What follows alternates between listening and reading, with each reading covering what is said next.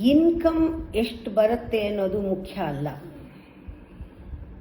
Problem ನೀವು ಖರ್ಚು ಮಾಡೋದೇ ಪ್ರಾಬ್ಲಮ್, ಅಲ್ಲಿ ಇಂಪಾರ್ಟೆಂಟ್.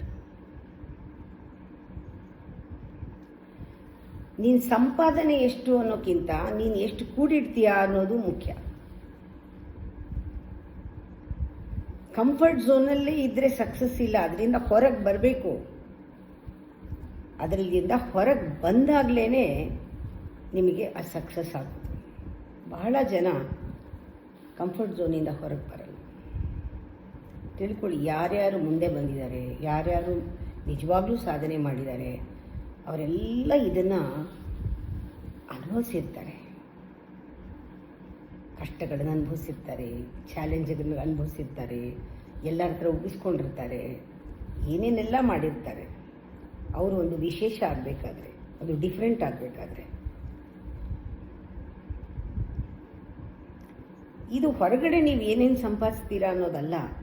ಇದರಿಂದ ನಿಮ್ಮ ಆತ್ಮಬಲ ಹೆಚ್ಚುತ್ತೆ. ಎಕ್ಸ್ಟ್ರಾ ಶಕ್ತಿನ ಎಳಿಬೇಕು ಒಳಗಿಂದ. ಅದಕ್ಕೆ ಏನಾದರೂ ಒಂದು ಉದ್ದೇಶ ಕೆಲಸ ಮಾಡಬೇಕು.